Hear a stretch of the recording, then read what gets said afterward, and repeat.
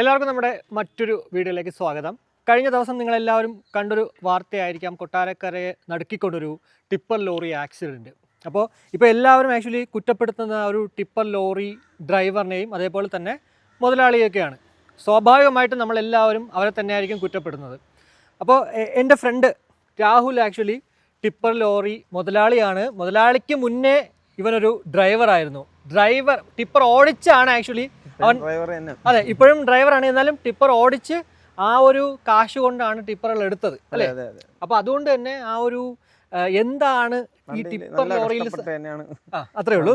അപ്പൊ ടിപ്പർ എടുത്തു കഴിഞ്ഞാൽ അല്ലെങ്കിൽ ഇതുപോലുള്ള ആക്സിഡന്റ് ഒക്കെ എങ്ങനെയായിരിക്കും സംഭവിക്കുന്നതെന്ന് രാഹുലിന് കറക്റ്റ് ആയിട്ട് പറയാൻ പറ്റത്തില്ലേ?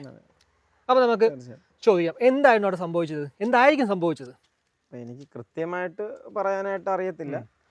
പക്ഷെ പലരും പറയുന്നത് ഒരു കാര്യം, പലരും പറയണത് ഈ ടയറിന്റെ കാര്യം. അത് തന്നെ, ടയറിന്റെ കാര്യം കൃത്യമായിട്ട് ടയറാണെന്നൊന്നും നമുക്ക് ഉറപ്പിച്ച് ഒരിക്കലും പറയാൻ പറ്റില്ല. പിന്നെ വണ്ടിയിലെ ഡ്രൈവറും തെറ്റുകാരനാണ്, മുതലാളിയും കുറ്റക്കാരനാണ്. കാര്യം എന്ന് പറഞ്ഞാൽ അമിതമായിട്ടുള്ള ലോഡാണ് കയറ്റിയത്.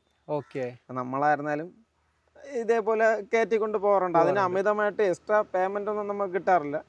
അവിടെ കിട്ടുന്നോ ഇല്ലയെന്നൊന്നും നമുക്ക് അറിയത്തില്ല. ഞാൻ കാണിച്ചിട്ട് അപ്പൊ ഇതിന് എത്രയാണ് ആക്ച്വലി ഗവൺമെന്റ് റൂൾ അനുസരിച്ച് ലീഗലി നമുക്ക് എത്ര കൊണ്ടുപോകാം? ഇത് കൊണ്ടുപോകാൻ പറ്റുന്ന റൂൾ അനുസരിച്ച് ഈ 1.5 യൂണിറ്റ് വണ്ടിയിലൊക്കെ കൊണ്ടുപോകാൻ പറ്റുന്ന ഒരു 5 ടൺ. 5 ടൺ. ഓക്കെ, കറക്റ്റ് 5 അല്ല, നമ്മൾ ആരും കൃത്യമായിട്ട് ആരും അത് മെൻഷൻ ചെയ്യുന്നില്ല. ഇത് CFT അളവിനല്ലേ പോണത്, 150 140 ആ CFT അളവിനാണ് പോണത്. ഓക്കെ, അപ്പൊ അത് എത്രയായിരിക്കും ആ ടൺ അപ്പൊ വരുന്നത്? ഇതിപ്പോ എങ്ങനെ, അതായത് ഇപ്പോൾ ആ CFT അളവിന് പോകുമ്പോഴത്തേക്ക് ടൺ എത്രയായിരിക്കും വരുന്നത്? 5 ടണ്ണിൽ കൂടും. 5 ടണ്ണിൽ കൂടും. ഓക്കെ, അപ്പൊ പോലീസ് പിടിക്കാറില്ല അല്ലെങ്കിൽ ജിയോളജി പിടിച്ച് വലിയ ഫൈനല്ലേ അടിക്കുന്നത്? എനിക്ക് തന്നെ എന്റെ ഒരു വലിയ വണ്ടി വേറെ 12 വണ്ടിയുണ്ട്, അതിന് തന്നെ ഫൈനുണ്ട്. 85,000 രൂപയാണ് ഫൈൻ. 85,000 രൂപ എനിക്ക് ഇനി അടയ്ക്കാനുണ്ട്.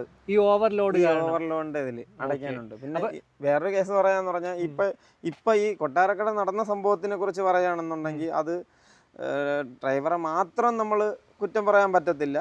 ഡ്രൈവർ കുറ്റക്കാരൻ ആണ്. പൊതുവിൽ ഡ്രൈവർ അവന്റെ ഒരു അശ്രദ്ധയും ഒരു ശ്രദ്ധയില്ലായ്മ അതിൽ ഉണ്ട്.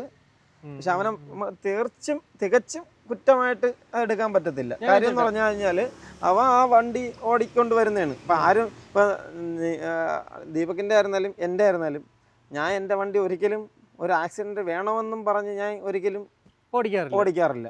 അപ്പൊ ഇതുപോലെ അവന് ജീവിക്കാനായിട്ടാണ്, അവൻ ഗൾഫിൽ നിന്നാട്ടോ വന്നെന്നാണ് അറിയാൻ കഴിഞ്ഞത്. എന്താണ് കൃത്യമായിട്ട് അറിഞ്ഞൂടാ. പക്ഷെ അവനും ഇതിന്ന് വല്ലതും കിട്ടുമെന്നുള്ളതുകൊണ്ട്, അവന്റെ ഗതികേട് കൊണ്ടാണ് ഈ വണ്ടി ഓടാൻ വരുന്നത്. അത്രേ ഉള്ളൂ. അല്ലെങ്കിൽ അവൻ വരേണ്ട കാര്യമില്ല.